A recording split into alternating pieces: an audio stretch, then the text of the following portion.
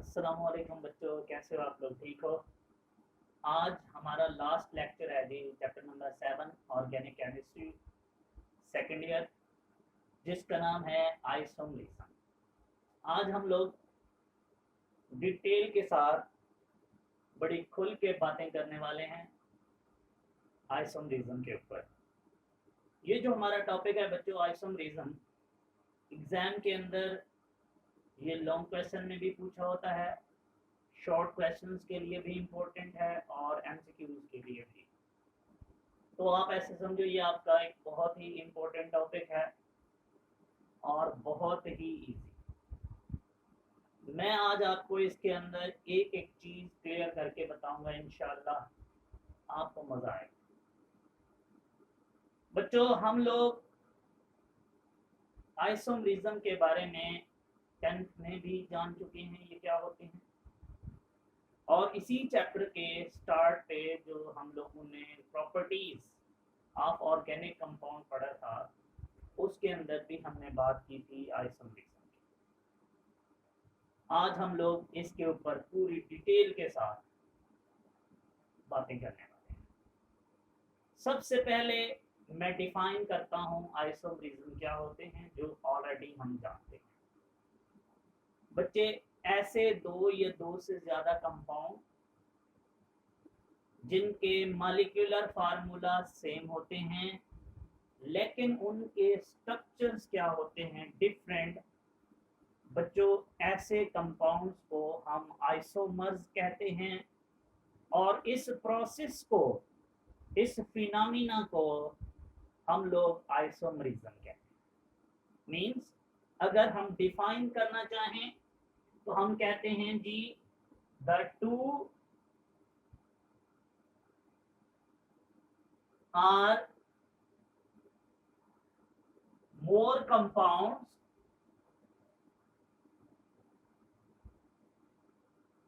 that have same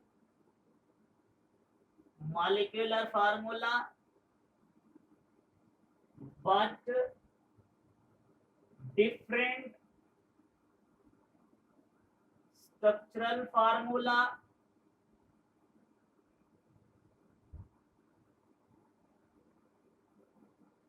is called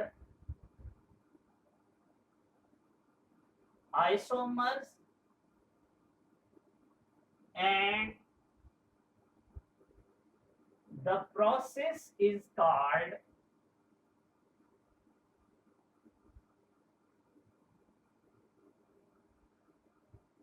isomerism.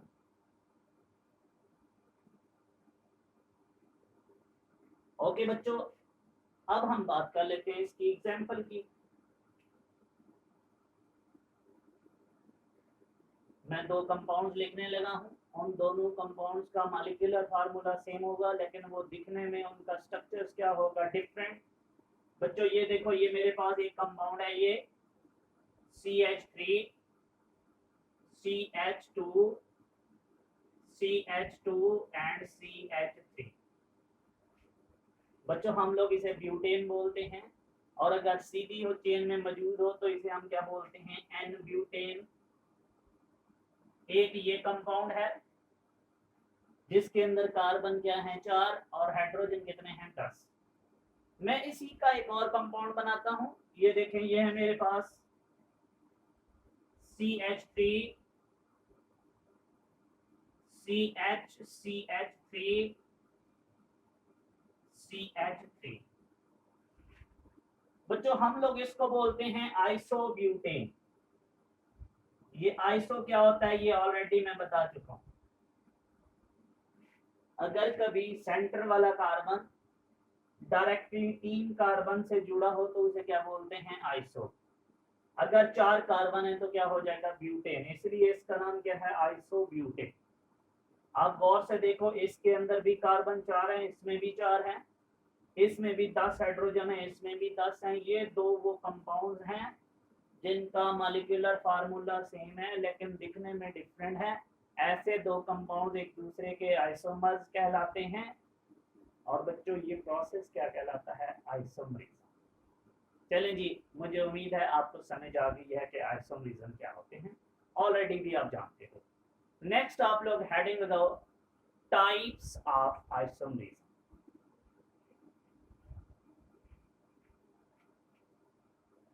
Types of isomerism. बच्चों, isomerism की इस level पे, इस क्लास में हम लोग दो टाइप्स पढ़ते हैं। There are two types of isomerism. Number one are structural isomerism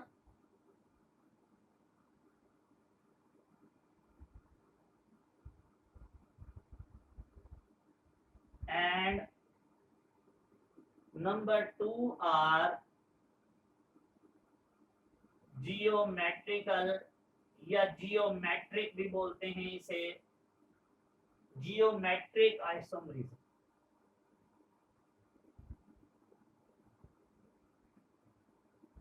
ठीक हो गया बच्चों? हम लोग डिटेल में पढ़ेंगे, ये भी डिटेल में पढ़ेंगे, ये भी डिटेल में पढ़ेंगे। जल्दी से हेडिंग लगाओ स्ट्रक्चरल आइसोमरिज्म क्या होता है।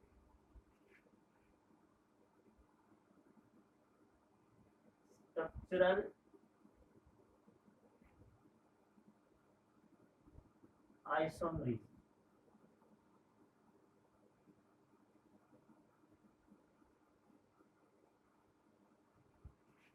बच्चों, नाम से जाहिर है स्ट्रक्चर का कोई गड़बड़ है।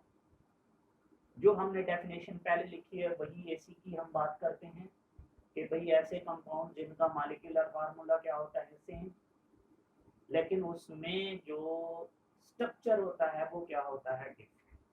ऐसे बोलो तो भी ठीक है, नहीं तो हम कहते हैं स्ट्रक्चर कब डिफरेंट होता है बच्चों, जब उसके अंदर मौजूद एटम की अरेंजमेंट क्या हो जाए डिफरेंट, तो उस एटम का, उस मॉलिक्यूल का स्ट्रक्चर भी क्या हो जाता है डिफरेंट।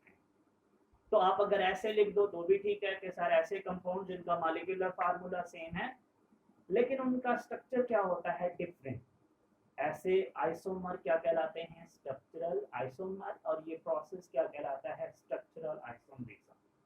हमें कोई इशू नहीं। अगर आप ऐसे नहीं कहना चाहते, ऐसे कहना चाहते हो कि sir the process in which compound have same molecular formula but different arrangement of carbon atom is called structural isomerism। आप लोग क्या करोगे, यही वाली एग्जांपल ले लो बच्चों। ये देखो, इन दोनों कंपाउंड्स का मॉलिक्यूलर फार्मूला सेम है, बट बच्चों याद रखना इसमें कार्बन एटम की अरेंजमेंट क्या हो गई है डिफरेंट। इसमें कैसी है स्ट्रेट, इसमें कैसी है ब्रांच। तो ऐसी अरेंजमेंट के डिफरेंट होने पे जो आइसोमर बनते हैं उन्हें हम क्या बोलते हैं, स्ट्रक्चरल आइसोमर्स। और ये प्रोसेस क्या कहलाता है, स्ट्रक्चरल आइसोमरिज्म। इन जो आप लोग आइसोमरिज्म की डेफिनेशन लिखते हो वो बेसिकली हम आपको किसकी लिखवाते होते हैं, स्ट्रक्चरल आइसोमरिज्म। तो आप सेम भी लिख सकते हो या जैसे मैंने वर्डिंग चेंज की आप थोड़ी सी करके लिख दो तो। नेक्स्ट आप हेडिंग लगाओ टाइप्स ऑफ स्ट्रक्चरल आइसोमरिज्म, जिसके ऊपर आज हम वावा चर्चा करेंगे। बच्चों, ये जो स्ट्रक्चरल आइसोमरिज्म है हमारे पास, इसकी हमारे पास 5 टाइप्स। आप जब लिख लोगे ना टाइप्स ऑफ स्ट्रक्चरल आइसोमरिज्म, तो बच्चों उसके नीचे आपने हेडिंग लगानी है कि देयर आर, सॉरी, आपने टाइप्स की हेडिंग लगाने के बाद आपने ये लिखना है कि there are 5 different types of structural isomers या आइसोमरिज्म। वो कौन कौन से हैं जी, उनके नाम लिखते हैं। Number 1 is chain isomerism. Number 2 is position isomerism. Number 3 is functional group.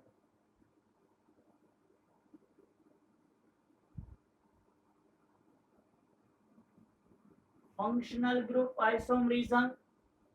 Number 4 is metamerism.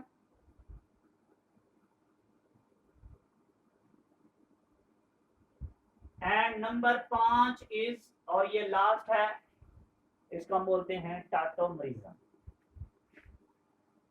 टाटोमरिज्म,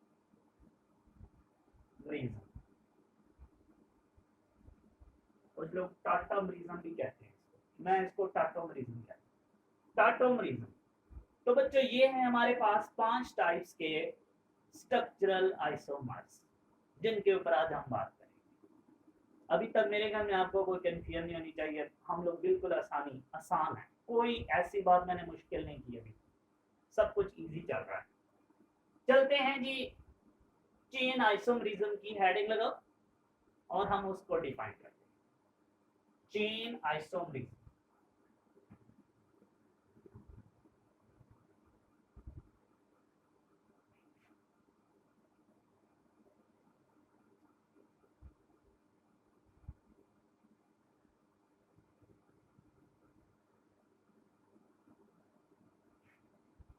chain पहली टाइप, चेन आइसोमरिज्म। बच्चों नाम से जाहिर है कि चेन में कोई गड़बड़ है। कहता है कि ऐसे कंपाउंड जिनका मॉलिक्यूलर फार्मूला तो क्या होता है सेम, लेकिन उनकी कार्बन एटम की जो चेन होती है वो क्या होती है, डिफरेंट। अगेन तीसरी डेफिनेशन में सेम बोल रहा हूँ, मीन जो हमने आइसोमरिज्म में बोली, जो हमने स्ट्रक्चरल में बोली, और जो मैं अभी चेन के लिए बोल रहा हूँ, इन तीनों का सेम कॉन्सेप्ट है। चेन आइसोमरिज्म कौन से होते हैं? The compounds which have same molecular formula but different nature of carbon chain। ये लिख लो, compound have same molecular formula but have different nature of carbon chain is called chain isomerism। Example में फिर से ये देखो, इनका मॉलिक्यूलर फार्मूला सेम है, लेकिन कार्बन की एटम की जो चेन है उसकी नेचर डिफरेंट है। ये स्ट्रेट चेन है नेचर, और इसकी क्या है, ब्रांच चेन। तो ये एग्जांपल किस में लिखी जा सकती है, चेन आइसोमरिज्म में। ओके, हेडिंग लगाओ दूसरी। अब हम थोड़ा सा नई बात करने वाले हैं, यहाँ तक सेम बातें चल रही थी। अब हम बात करेंगे कि पोजीशन आइसोमरिज्म क्या होता है। तो जल्दी से हेडिंग लगाओ, पोजीशन आइसोमरिज्म। अगेन नाम कुछ कह रहा है कि भाई पोजीशन में गड़बड़ है, पोजीशन आइसोमरिज्म।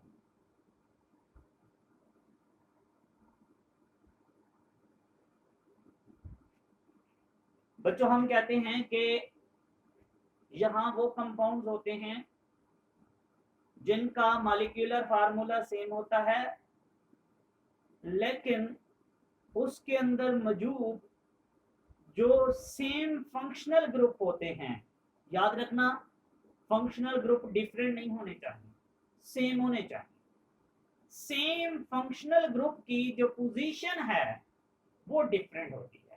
आपको डेफिनेशन ना थोड़ी सी अजीब लगेगी, लेकिन जब मैं एग्जांपल लिखूंगा आप कहोगे अच्छा ये है। बच्चों क्या है, मैंने बोला है कि वो कंपाउंड जिनका मॉलिक्यूलर फार्मूला क्या है, same, but have different position of same functional group। Same functional group की पोजीशन क्या होती है, डिफरेंट। ऐसे आइसोमर को हम क्या बोलते हैं, पोजीशन आइसोमरिज्म। तो डेफिनेशन पहले लिखो, दिस टाइप ऑफ, ऐसे भी लिखी जा सकती है, लाजमी नहीं है जैसे मैं पहले बोल रहा था वैसे लिखो। This type of isomerism is arises means बनती है, this type of isomerism is arises due to the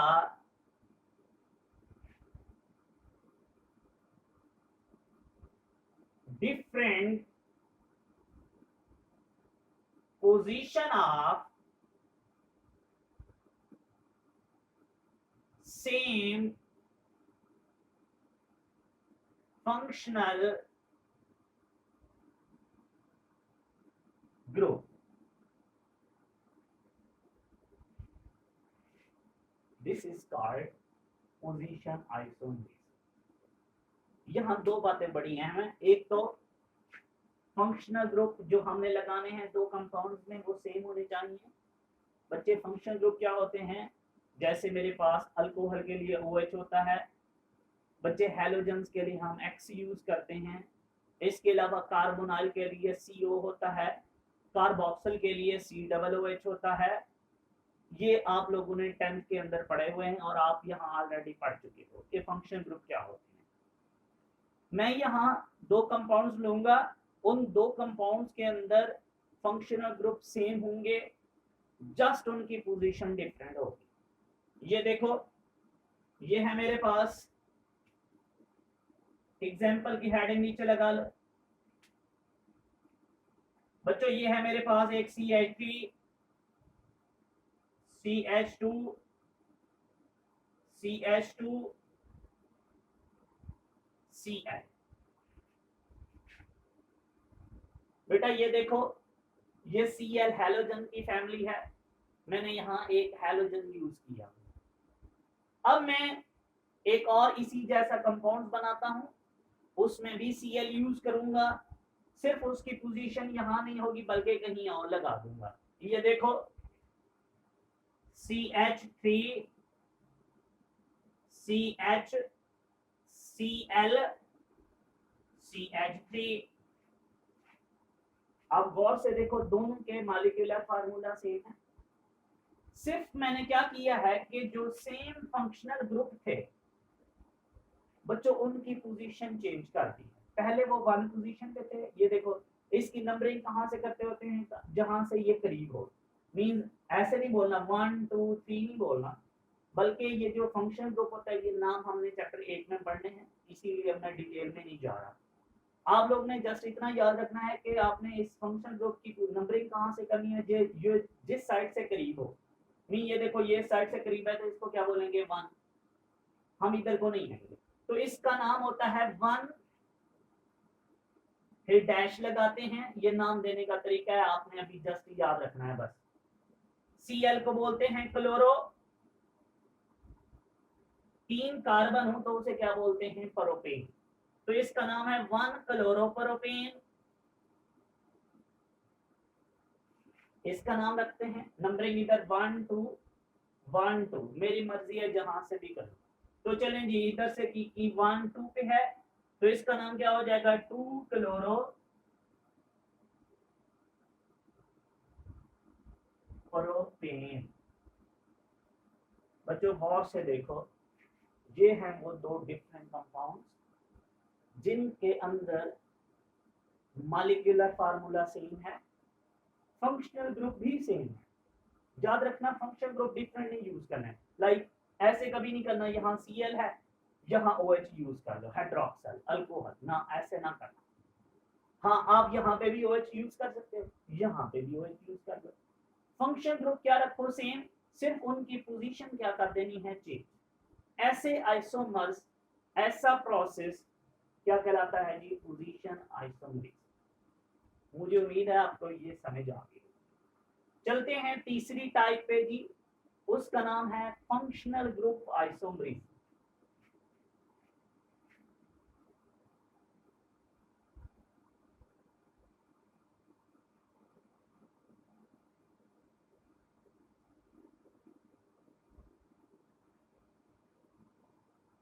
functional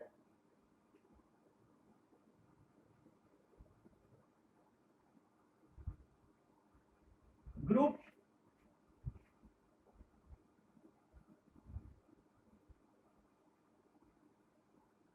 isomerism.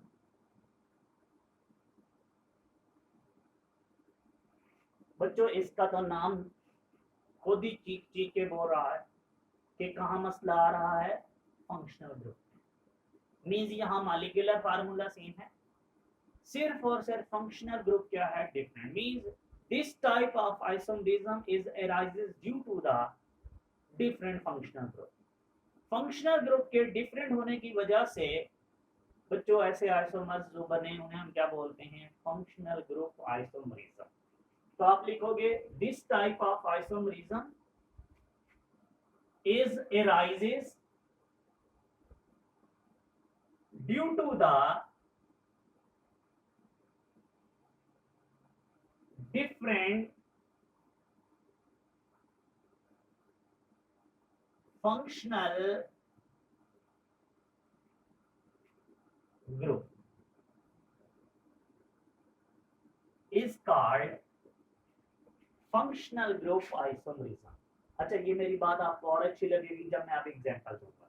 ये देखो, ये मेरे पास है, इसकी एक बड़ी खूबसूरत सी एग्जांपल है। ये देखो, ये मेरे पास है जी CH3OCH3। बच्चों याद रखना, आप लोग पढ़ चुके हो 10th क्लास में भी कि अगर दरमियान में सेंटर में ऑक्सीजन हो और इधर ऐसे बॉन्ड लगे हों तो ये किसका फंक्शन ग्रुप होता है बच्चों, ईथर का। दरमियान में अगर ऑक्सीजन हो और वो दोनों साइडों पे सिंगल बॉन्डेज जुड़ा हो तो बच्चों उसे हम क्या बोलते हैं, ईथर। यहाँ जो मैंने इस कंपाउंड में जो मैंने यहाँ फंक्शन ग्रुप लगाया है वो किसका है जी, ईथर का। अब मैं एक और लूंगा, उसके अंदर मैं ईथर की बजाय कोई और फंक्शन ग्रुप लगा देता हूं। ये देखो, ये है मेरे पास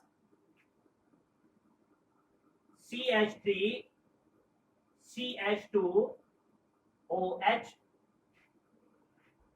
बच्चे गौर से देखो, यहां मैंने क्या लगा दिया है, फंक्शन ग्रुप अल्कोहल का।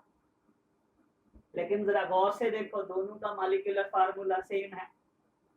कैसे सेम है, इसमें एक ऑक्सीजन है, इसमें भी एक ऑक्सीजन है, इसमें 2 कार्बन है, इसमें भी 2 कार्बन है, इसमें 6 हाइड्रोजन है, इसमें भी 6 हाइड्रोजन है। इट्स मीन दोनों का मॉलिक्यूलर फार्मूला क्या है, सेम। क्योंकि जब नंबर ऑफ एटम सेम तो मॉलिक्यूलर फार्मूला भी सेम। लेकिन दोनों के अंदर फंक्शनल ग्रुप क्या लगा हुआ है बच्चों, डिफरेंट। ऐसे आइसोमर्स क्या कहलाते हैं, फंक्शनल ग्रुप आइसोमरिज्म। मैं इनको नाम भी दे देता हूं बच्चों। ये देखो, ये कितने ये इसको CH3 को हम बोलते हैं मिथाइल, ये भी मिथाइल है। कितने मिथाइल, 2, तो इसको हम बोलते हैं डाई मिथाइल ईथर। ये नाम इंशाल्लाह आगे हमने पूरे चैप्टर्स हैं, ईथर का अलग चैप्टर है, अल्कोहल का अलग चैप्टर, तो हमने पूरी डिटेल में बातें करनी है, अभी घबराना नहीं। अभी जस्ट नाम लिख लो, डाई मिथाइल ईथर, इसका नाम रखते हैं। ये तो आप लोग बचपन से पढ़ते आ रहे हो, इथाइल अल्कोहल। ये इथाइल और ये अल्कोहल, इथाइल अल्कोहल। ओके जी, मुझे उम्मीद है आपको ये जरूर समझ आएगा। चलते हैं 4th टाइप पे, मेटामरिज्म, और ये बहुत इंपॉर्टेंट है, मेटामरिज्म।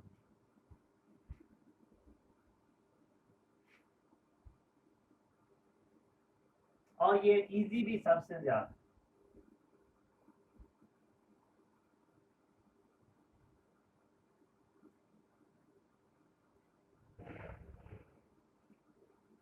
मेटा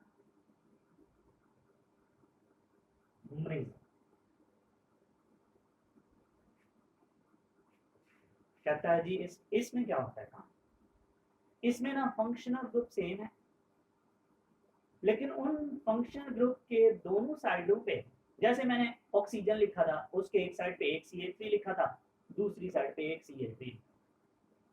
कहता है यहाँ क्या होता है कि सेम फंक्शनल ग्रुप के दोनों साइडों पे डिस्ट्रीब्यूशन ऑफ कार्बन एटम क्या कर दी जाती है, चेंज। आपको ना मेरी बात, मैं डेफिनेशन बाद में लिखता हूँ, पहले एग्जांपल समझाने की कोशिश करता हूँ। इधर देखो, ये देखो, ये है मेरे पास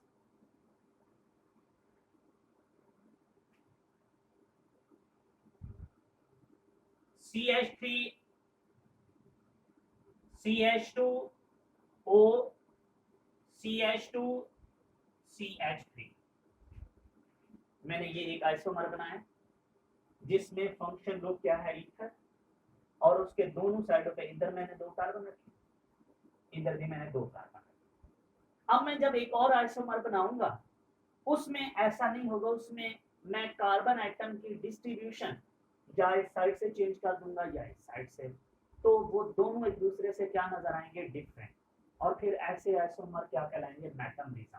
जरा गौर से देखना, ये देखो, मैं इसको ऐसे भी तो छेड़ सकता हूँ, यहाँ ले आता हूँ ईथर को और इसको उधर ले जाता हूँ, कैसे, ये देखो CH2 CH2 CH3। बच्चों गौर से देखो, दोनों का मॉलिक्यूलर फार्मूला क्या है, सेम, दिखने में दोनों क्या है, डिफरेंट। कैसे डिफरेंट है कि सेम फंक्शनल ग्रुप के इर्द गिर्द दोनों साइडों पे डिस्ट्रीब्यूशन ऑफ कार्बन एटम क्या है, डिफरेंट। ऐसे आइसोमरिज्म को क्या बोलते हैं, metamerism. This type of isomerism arises due to the different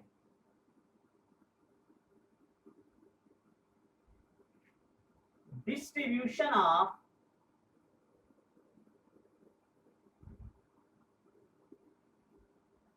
carbon atom around the, ये बात बहुत इंपॉर्टेंट है, around the same functional group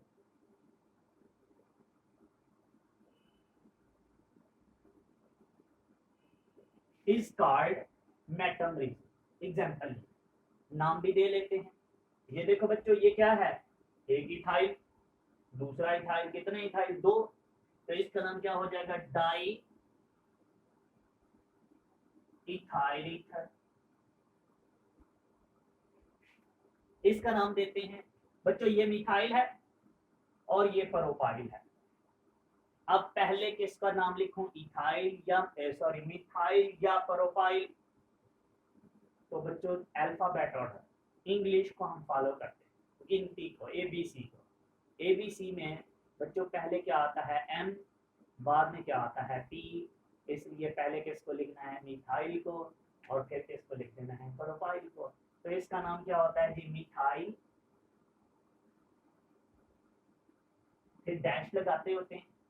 अच्छा, अब याद रखना, अगर ऐसे 3 मौजूद हो ना, तो 3 नॉर्मल चेन के लिए, 3 कार्बन एटम के लिए N भी यूज किया जाता है। लाइक अगर आप यहाँ सिंपल ये भी लिख दो ना, मिथाइल प्रोपाइल ईथर, गलत नहीं, लेकिन अच्छा लगता है कि अगर आप 3 कार्बन के साथ क्या यूज करो, N, नॉर्मल चेन। याद रखना 2 कार्बन के साथ नहीं यूज होती, 1 के साथ नहीं यूज होती, एटलीस्ट मिनिमम कितने हो, 3। तो बच्चे इसका नाम क्या होता है, methyl dash N propyl ether.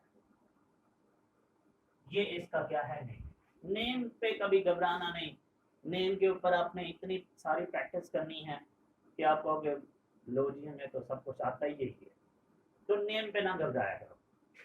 किसी को समय नहीं आई तो जस्ट याद रखे, आगे पूरा चैप्टर पढ़ा हुआ है।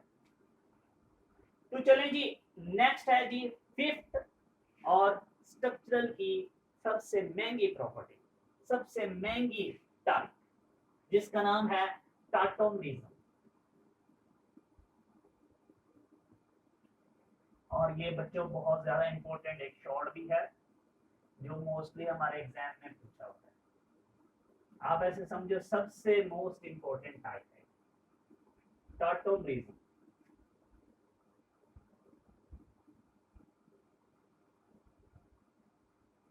टॉटोमेरिज्म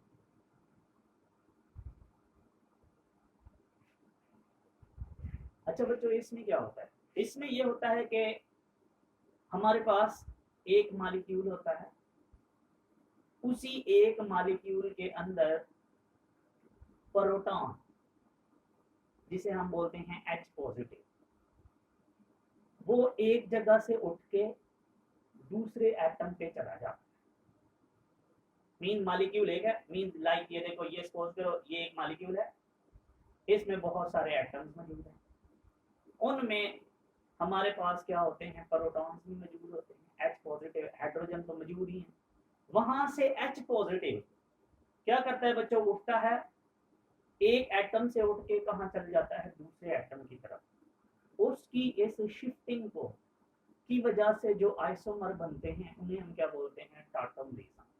इस प्रोसेस को हम क्या बोलते हैं, tautomerism. Means the shifting of proton from one atom to another atom within the same molecule. यहाँ दो मॉलिक्यूल्स नहीं लूंगा, एक ही मॉलिक्यूल होगा, जस्ट उसमें क्या होगा कि मैं एक प्रोटॉन को एक पोजीशन से उठा के दूसरे पे ले जाऊंगा, उसकी शिफ्टिंग से जो आइसोमर्स बनेंगे उस प्रोसेस को हम क्या बोलेंगे, टॉटोमेरिज्म। अभी आपको शायद बात इतनी अच्छी नहीं लगी, मैं एग्जांपल दूंगा आपको, बात बहुत अच्छी लगेगी इंशाल्लाह। देखिएगा जरा, पहले डेफिनेशन लिखो, the shifting of proton from one atom to another atom within the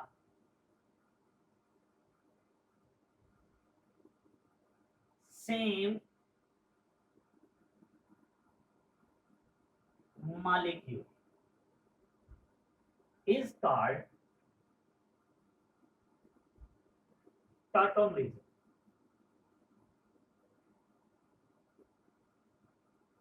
बच्चों मैं एक एग्जांपल शेयर करता हूं आपके साथ। ये है मेरे पास एक कंपाउंड,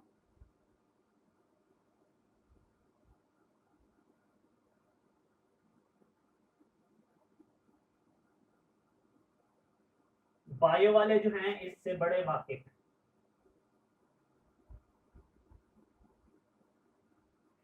हाँ जी, बायो वाले इसे बोलते हैं अमाइनो एसिड।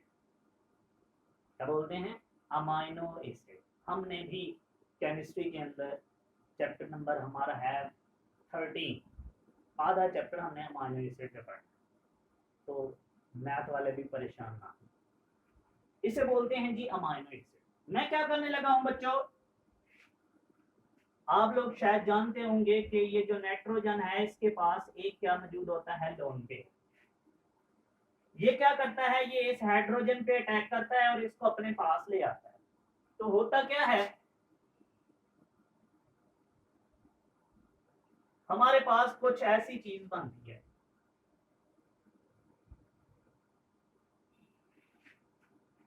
और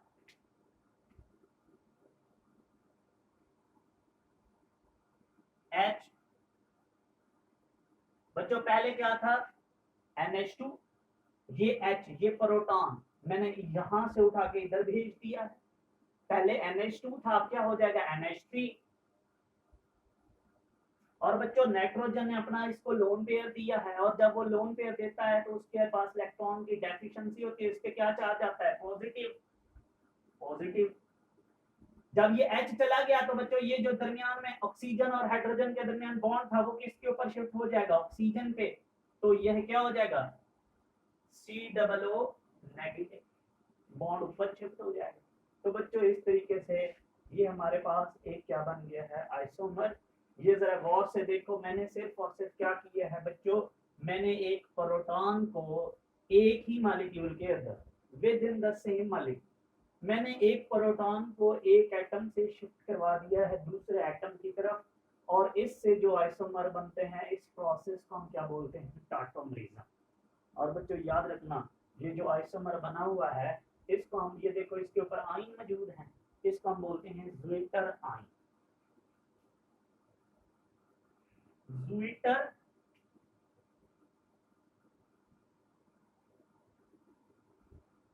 आयन। बच्चों हर साल पेपर के अंदर क्वेश्चन आया होता है कि how zwitterion are formed, zwitterion कैसे बनते हैं। तो बच्चों हम क्या करते हैं, सबसे पहले ये डेफिनेशन लिखते हैं और फिर ये लिखते हैं, और इसी ज़्विटर आयन को चैप्टर 13 में हम बोलेंगे dipolar ion structure of amino acid. Amino acid का डाइपोलर, दो आयन वाला, ये देखो स्ट्रक्चर क्या कहलाता है, ज़्विटर आयन। इसको हम dipolar ion structure of amino acid भी बोलते हैं। बल्कि बड़ी क्लासेस में ये लिखा हुआ है कि ये जो अमाइनो एसिड होता है वो मोस्टली इस फॉर्म में एग्जिस्ट करता है। हम जब उसका फार्मूला लिखते हैं तो ये अमाइनो एसिड का फार्मूला। और बच्चों ये हमने क्या बना दिया है जी, ज़्विटर आयन। और इस तरीके से बच्चों ये हमारी सारी की सारी जो स्ट्रक्चरल आइसोमरिज्म था फिनिश। बड़ा आसान था, मुझे उम्मीद है कि आपको सबको समझ आ गई होगी जो जो मेरी वीडियो देख रहे हो। स्ट्रक्चरल आइसोमरिज्म क्या होती है, आइसोमरिज्म हो गया, स्ट्रक्चरल आइसोमरिज्म भी हो गया। अब हमारा लास्ट पॉइंट रह गया है जी, जियोमेट्रिक आइसोमरिज्म। ये आसान भी है, मुश्किल भी है, ये आपके ऊपर डिपेंड करता है कि आप इसको आसान बनाते हो या मुश्किल। मैंने फुल कोशिश करनी है कि मैं आपको आसान करके समझाऊं, है भी बहुत इजी, हलवा प्रोग्राम है। चलें जी, हेडिंग लगाओ, geometric isomerism.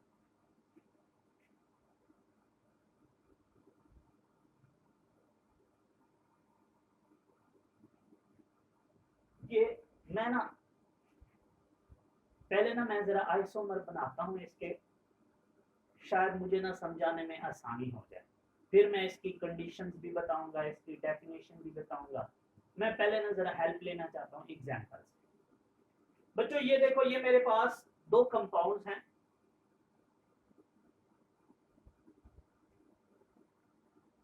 Carbon carbon double bond. यहाँ बेटे मैं क्या लगा देता हूँ, CH3। यहाँ क्या लगा देता हूँ, H। यहाँ क्या लगा देता हूँ, CH3। यहाँ क्या लगा देता हूँ, H। एक मैंने ये आइसोमर बनाया है। अब मेरे पास एक और तरीका ये भी है कि मैं इसको ऐसे भी बना सकता हूँ। ये देखो मैं इन दोनों को नहीं छेड़ता, इनकी पोजीशन जैसे है वैसे रहने देता हूँ। मैं ज्योमेट्री चेंज करने लगा हूँ, CH3 को नीचे लिखने लगा हूँ, H को ऊपर लिखना ऐसे। ये देखो दोनों का मॉलिक्यूलर फार्मूला सेम है, लेकिन दोनों के स्ट्रक्चर में बच्चे ये जो ग्रुप मैंने लगाया ना,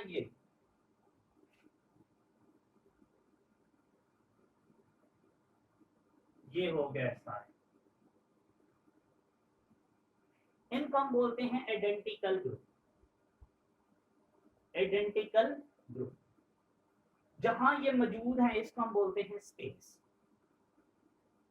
आइडेंटिकल ग्रुप की स्पेस के अंदर जब आप पोजीशन चेंज कर देते हो, ये देखो पहले ये ऐसे थे, दोनों साइडों पे ये सेम थे।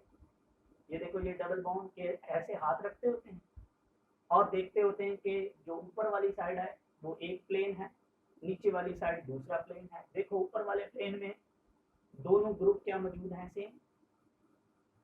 लेकिन नीचे वाले आइसोमर में देखो ऊपर वाले प्लेन में दोनों ग्रुप क्या मौजूद हैं, डिफरेंट। इसका मतलब है वो एक अलग आइसोमर है, ये एक अलग आइसोमर है। और ऐसे आइसोमर को हम क्या बोलते हैं, जियोमेट्रिक आइसोमर, जिसमें ज्योमेट्री क्या हो जाती है, different.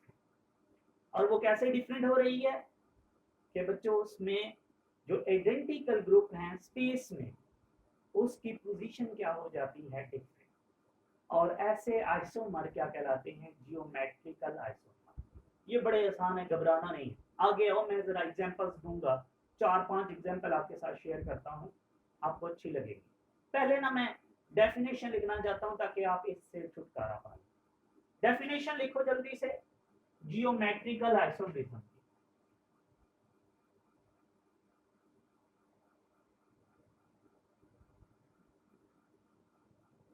The compound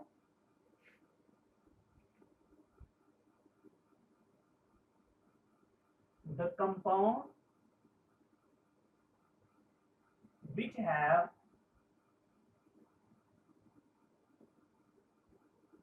same molecular formula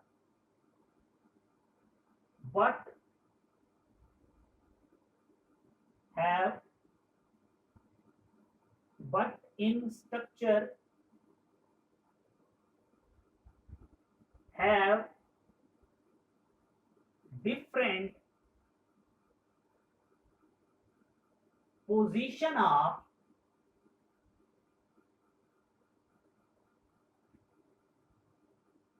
identical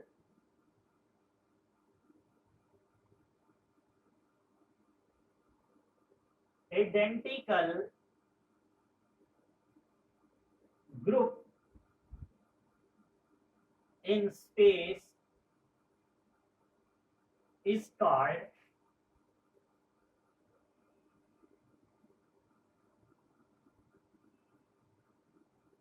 geometric isomerism।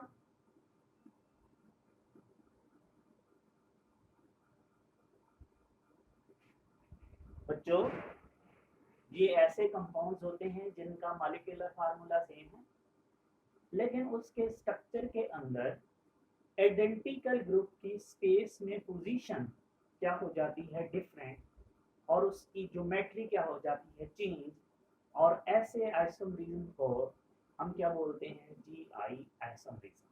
ठीक है, जियोमेट्रिक आइसोमरिज्म, जी आई इसको ना सिंपल हो जाता है। मैं इसकी ना जरा ये जो इसके आइसोमर बनते हैं ना ये दो तरह के होते हैं, मैं वो भी बता दूं, फिर मैं जरा खुल के एग्जांपल दूंगा, फिर जरा समझाने में ना मेरे लिए भी आसानी होगी और आप लोगों के लिए समझने में आसानी होगी। बच्चों हमारे पास है, मैंने बोला है कि जो ये जियोमेट्रिक आइसोमर होते हैं ये दो तरह के होते हैं, एक को हम बोलते हैं सिज और एक को हम बोलते हैं ट्रांस। लाइक ये जो मैंने दो बनाए हुए हैं इसमें से एक का नाम क्या है, सिज, और एक का नाम क्या है, ट्रांस। आप इसके नीचे लिख लो, इस डेफिनेशन के नीचे, टाइप्स ऑफ जियोमेट्रिक आइसोमर्स, और लिखो there are two types of geometric isomers. Number 1 is cis form,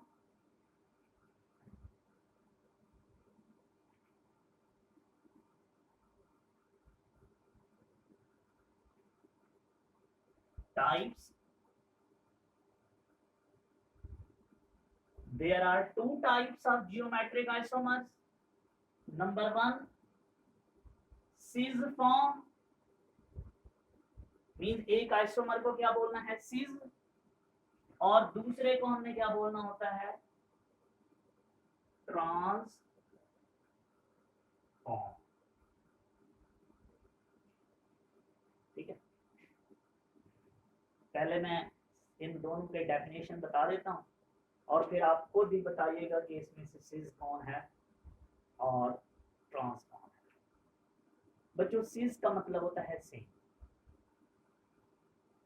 जब सिज फॉर्म हम बोलते हैं कि जब सिमिलर ग्रुप सेम साइड पे मौजूद हो, प्लेन में सिमिलर ग्रुप सेम साइड पे मौजूद हो, तो बच्चे ऐसी फॉर्म को हम क्या बोलते हैं, सिज फॉर्म। लाइक ये देखो गौर से, मैं ये हाथ रखता हूं ऐसे, आप ऊपर वाले प्लेन को भी देख लो, बेशक नीचे वाले प्लेन को भी देख लो, मीन ये देखो, इसको देखो या इसको देखो, बच्चों देखो दोनों साइडों पे जो ग्रुप्स मौजूद हैं वो क्या मौजूद हैं, सेम। लिहाजा हम ऐसी फॉर्म को क्या बोलते हैं, सिज फॉर्म। मींस आप हेडिंग लगा लो सिज फॉर्म की और उसके अंदर डेफिनेशन लिख लो कि इन सिज form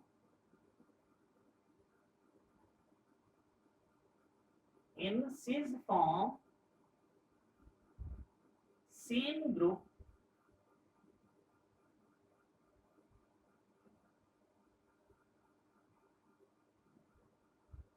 same groups present in a same site। जैसे मैंने ये एग्जांपल लिखी हुई है, ये किसकी है जी, सिज की। इसको हम बोलते हैं सिज फॉर्म। क्यों? क्योंकि ये जो सेम ग्रुप मौजूद है ये सेम साइड। अब बारी आती है ट्रांस की। बच्चों ट्रांस का मतलब होता है डिफरेंट। ट्रांसफॉर्म में डेफिनेशन में क्या लिखोगे, आप कहोगे sir in transform same group present in a different side. कि ये जो सेम ग्रुप है ये क्या मौजूद होंगे, डिफरेंट साइड पे मौजूद होंगे। तो ऐसे आइसोमर को हम क्या बोलेंगे, ट्रांसफॉर्म। ये क्या लिखोगे बच्चों, in transform same groups present in a different side. ये देखो इसको हाथ रख के देखते हैं बच्चों, ये देखो ये ग्रुप पहले क्या थे, यहाँ पे इस तरह देखो दोनों साइडों पे, इधर देखो डिफरेंट है, नीचे से देखो तब भी क्या है, डिफरेंट। सॉरी इसको यहाँ एच लिखना, ये देखो क्योंकि देखो एच था, इनको तो छेड़ने की जरूरत नहीं है, सिर्फ इनको मैंने चेंज किया। ये देखो जरा ऊपर क्या है, डिफरेंट, नीचे भी क्या है, डिफरेंट। मींस अबाउट प्लेन और बिलो दोनों प्लेन्स में जो ग्रुप्स मौजूद हैं वो क्या है, डिफरेंट। और ऐसे आइसोमर को हम क्या बोलते हैं, ट्रांसफॉर्म। तो नीचे लिख देते हैं जी ये क्या है, ट्रांसफॉर्म।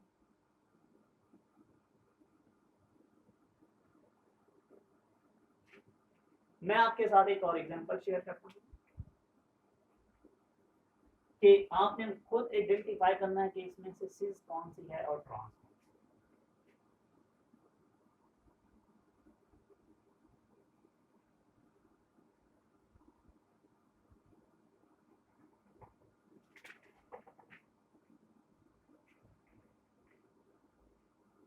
ये है मेरे पास जी सेकंड एग्जांपल बच्चों। पहली एग्जांपल ये है, दूसरी एग्जांपल है जी ये C double bond C, C double O H, C double O H, H.